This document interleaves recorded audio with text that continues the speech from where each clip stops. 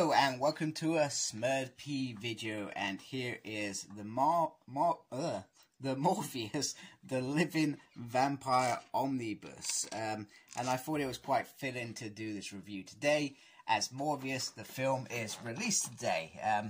I've got to say, I'm not a big fan of the way that Sony release villains, solo films. It doesn't make sense to me when you got Spider-Man and you can put these origins into that. But anyway, I'm sure it will be fine. But the idea of this omnibus, I find it a little bit strange. So it's and this came out, I think, last year. I think in the preparation of that release, which I believe probably didn't go as planned. And this collects the Amazing Spider-Man 101 and 102, which I guess is his first outing into the Marvel Universe. Marvel Team Up 3 and 4, Giant Size Superhero 1, Fear 20 to 31, Vampire Tales 1 to 5, 7 to 8, 10 to 11, Giant Size Werewolf 4, Marvel Preview and Marvel Premiere 28, Marvel 2 and 1 13, it's Spectacular Spider-Man 6 to 8 and 38, and the Savage She-Hulk 9 to 12. So that's quite a lot of content in there. So a total, if I've counted correctly, 36 issues. Now, which is great. I always say that 40 issues in an omnibus is quite a nice size. So this is quite a nice size. Now, I guess the thing is, these are classic tales, and the good thing about it is, from my perspective, is some of the stuff I probably would not have read because it's drifted in other things. And also the omnibus says parental advisement, so it's not for young kids. Now, my gripe is, not my gripe, is I hope that this tells the classic Morbius tales, and I can only hope that at some point they actually release a second omnibus. The reason I say this is because there is still plenty of more Morbius tales out there. And these are all the rising creators and all those talented people. And this starts in 1971 and finishes in 1981. So you got to remember, there's still, what, 30 odd years after we got an introduction by Dawn as well. And I also want to say there was an amazing run a few years back of Morbius, which I read. I'm going to say maybe around 2013 or something like that. It was a stellar run, and I really did enjoy that.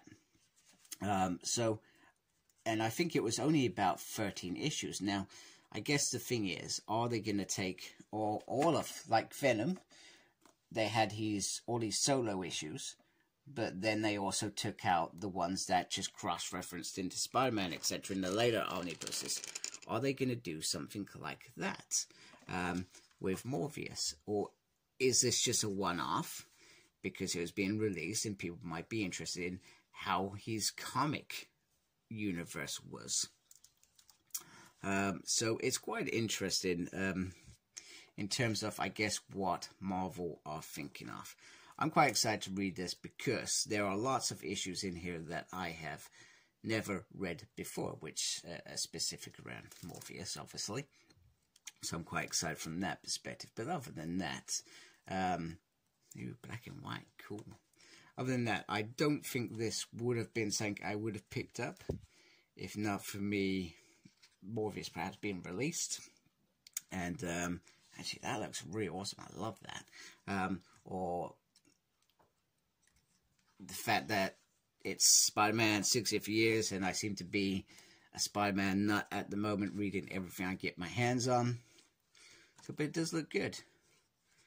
Actually, I'm looking quite excited. So the 70s and particular 80s, even though this is early 80s, it finishes in, I always felt like they were some of the best stories perhaps ever told in comic. Don't get me wrong, there's some great stuff now still, but nothing beats this iconic era, in my opinion. So I'm looking forward to getting a feel for all of this craziness that seems to be Morbius's life, etc.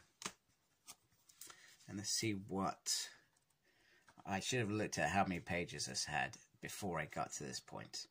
I did this the other day. So 828 pages. So you can see it is within the 30 things. And then it's got all these little adverts in the back, which is great. Hey, that's pretty cool. Vampire Tales.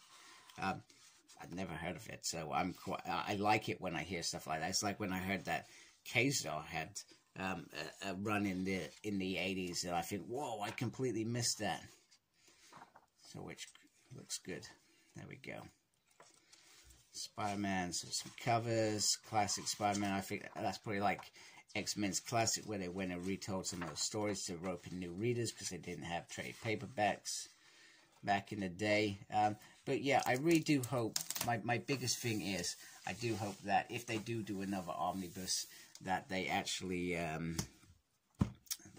go and create, what's the word, that they go back and take this mini-series, which hopefully, if I've done my thing correctly, I've just dropped there so you can see it. And if you got Marvel Unlimited, I would read it. I really enjoyed that run, more than I thought I would. I thought I'd just read it just because I was reading all the other Spider-Man related stuff at the time. But I really enjoyed that. So reading Morbius in his earlier classic tales, I feel is a good move. I'm quite excited by that. So anyway, I hope you like my video. Please support my channel by subscribing. I really appreciate that. Thank you to everybody that does. Make sure you look after yourself and embrace the geekiness. Take care. Goodbye.